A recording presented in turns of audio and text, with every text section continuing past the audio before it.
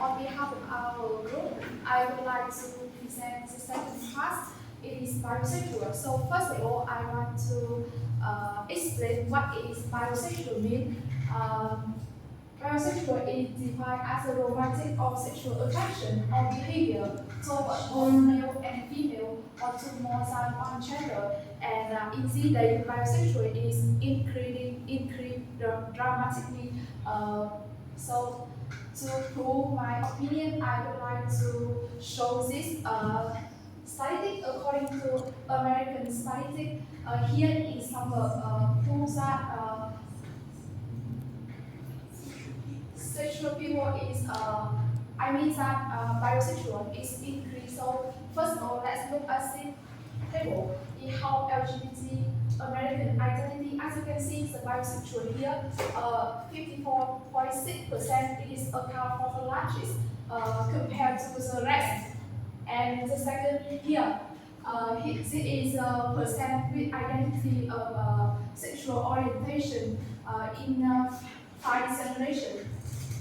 Here is that bisexual, and as you can see in the baby bumper, it is an account for like 3%, but in Gen Z today, like it's increased, go up for like more than 50%. So yeah. Excuse me, this statistic is for Gen Zs in general or Gen Zs in LGBT community? Gen D in American is like total, it's not in LGBT. In general.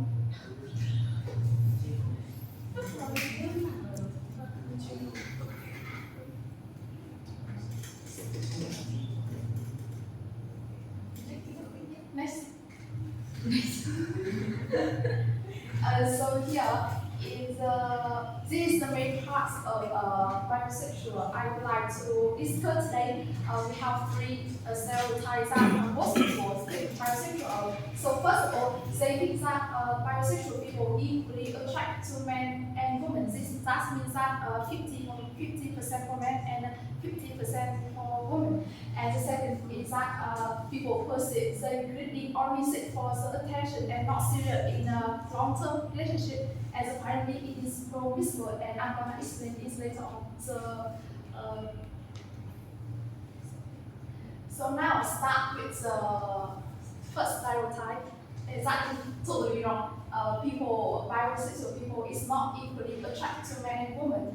There are multiple factors that affect their choice. So here is 2 common explanation for people choose their partner in terms of male or female. Female they do based on whom someone wants to be intimate with and whom they want to have romantic relationship with. Of course, there are many other factors like environment or like how, like as my partner mentioned before, like the environment, the upbringing, or other factor. So 2 of these is just like popular opinion. So the second is that people perceive bisexual people is pretty, but the truth is reverse. So bisexual. So reason why people think that bisexual is selfish because they are being attracted to more than one gender, but people just want to find a partner regardless of gender. That means that they do not care their partner is man or woman. So here, as you can see, as the final is that bisexual are not promiscuous. So what I mean by promiscuous? Promiscuous is that having many short sexual relationships in one time. And the truth is that they are not. So they are defined as have a short sexual relationship. That means that they incapable of having steady or long-term relationship. So here is come to some reason for this on. People are serious or the time in the relationship, I mean the long term, also depend on other factors like falling out of love sexual desire and wanting variety or commitment issue. There are some factors I would like to mention that the long-term or short-term relationship is not depend on what they want or like in general they are promiscuous. But I mean that they are promiscuous that some kind of people, but not for general. So here is a misconception about the bisexual people. So now come to the third part of our presentation. I would like to invite Yin to the next part. Hello everyone, my name is Yin. Today I want to talk about some controversy of transgender.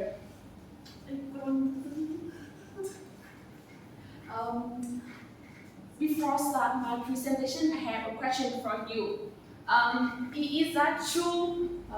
Is that true when night you suddenly want to become a boy or girl? So are you a transgender? You?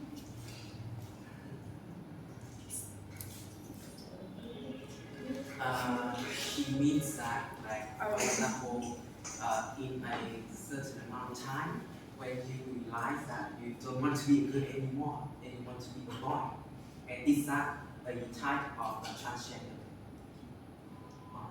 Yes. You want to become a boy or girl, but the next day you don't think so. You are transgender. Are you transgender?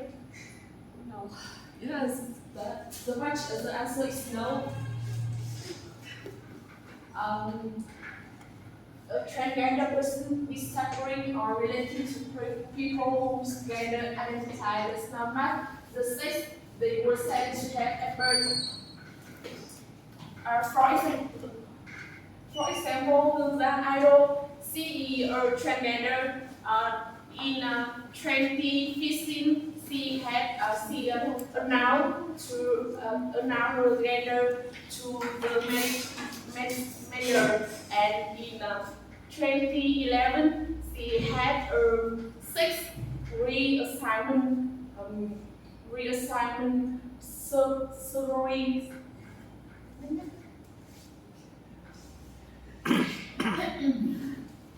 Now we come to the content of my presentation. Some controversy of transgender. Firstly, sex and gender are similar.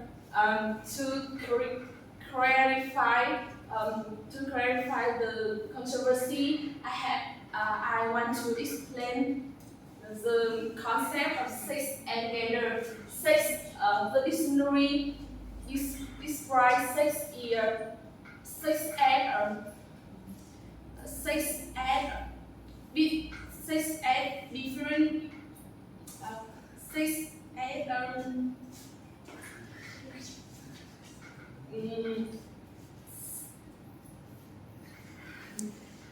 sex at genetics and biologically different between male or female. For example, the difference in the reproductive organ. Also, at birth, doctor use the picture the picture determines whether you are boy or girl,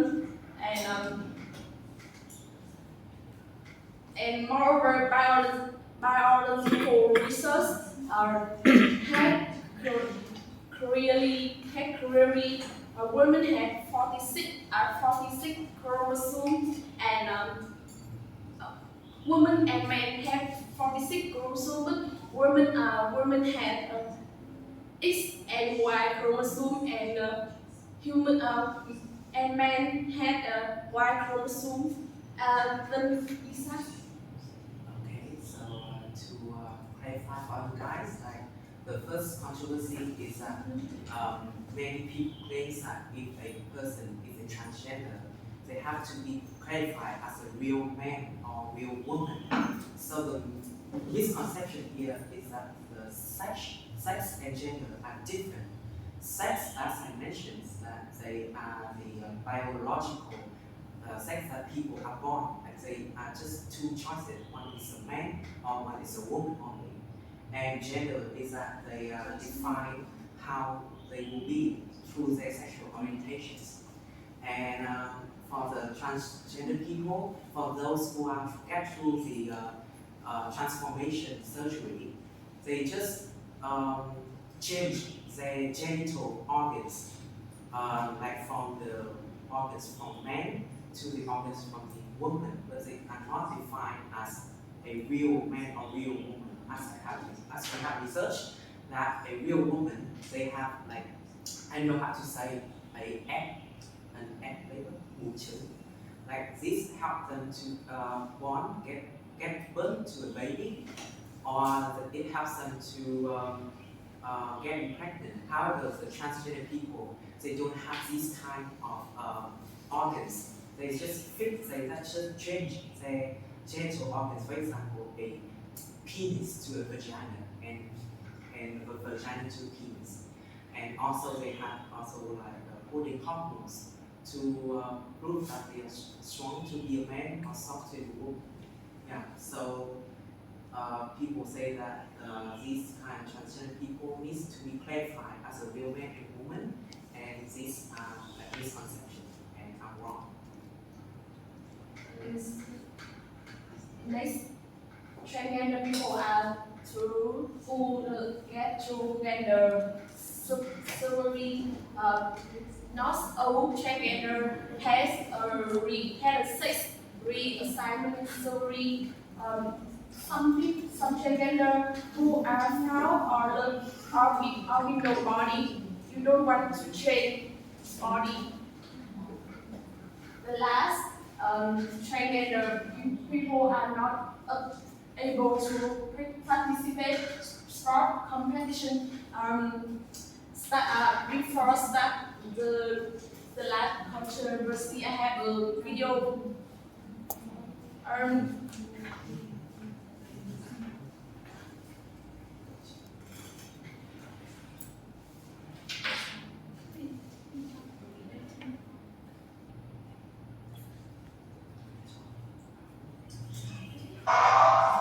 Sex-based segregation is how competitive sport has recognised the performance advantages that male athletes have over females in many disciplines.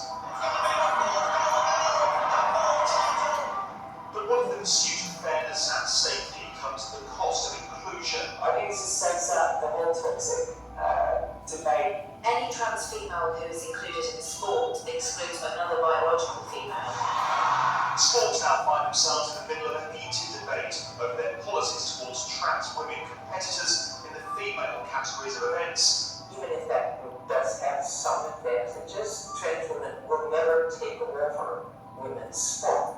You either have to have fairness by exclusion of trans women, or you must accept real unfairness with the inclusion of trans women. To compete in a different sex category to that which they were born at an Olympics. Her participation in the women's weightlifting in Tokyo last year sparked accusations of unfairness as well as support.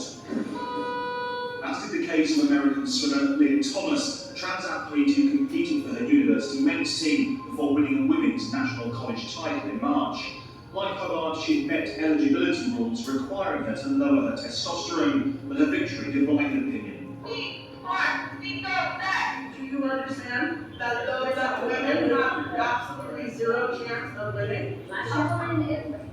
But the debate was about to intensify here in Britain. In March, a 21-year-old trans woman cyclist, Emily Bridges, previously one of the country's most promising male junior riders, was due to compete in her first women's event at the national championships, having also reduced her testosterone. But with some of her rivals threatening to boycott the race, and Prime Minister Boris Johnson saying transgender women should not be allowed to compete in female sporting categories, just days before the event, cycling's world governing body barred her from taking part, her case now under review. A dismayed Bridges said no one should have to choose between being who they are and participating in the sport they love.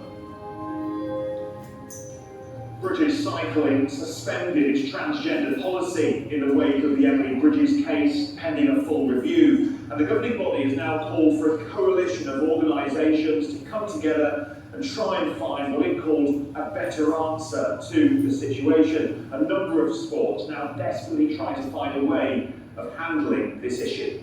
With very few athletes prepared to comment, we've spoken to two British current elite female runners, one of whom's an Olympian, who both told us that women's sport must be protected. The athletes requested to be kept anonymous for fear of a social media backlash and a risk of losing sponsorship.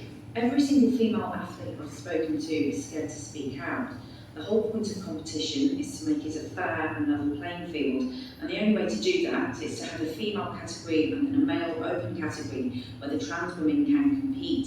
You can see all the world records are so much further, faster, whatever you want to use, than female world records. And that should be the evidence in itself, because trans women are biologically male, so they are at an advantage. There is so much more that differentiates men and women, and so much more benefits that males have than just testosterone. On the other side of this debate are trans women like British racing driver Charlie Martin. Since her transition, the 40-year-old says she's lost physical strength, but says the focus on the advantages competitors like her may have overlooks the physical variations among all athletes. I just wish people would try to understand what a lived trans experience is like, and then really try and understand this argument that's being put at trans women, that they're trying to ruin female sport. No one wants that. Trans women just want to go out and live a life and play sport like anyone else. I'm sure if you look into sport, there are people out there who have these advantages, which people celebrate, and they just say, this person's amazing, wow, look how good they are, look how fast they are, look how high they can climb, whatever it is. And yet, seeing as we look at transgender women, it's like a completely different set of rules. And that to me feels like some discrimination. 2 years ago, World Rugby became the first international sports federation to say transgender women should not compete in the elite women's game on safety ground. Currently, trans entities not competition to international sport to participate the international competition. Now, the next 2 years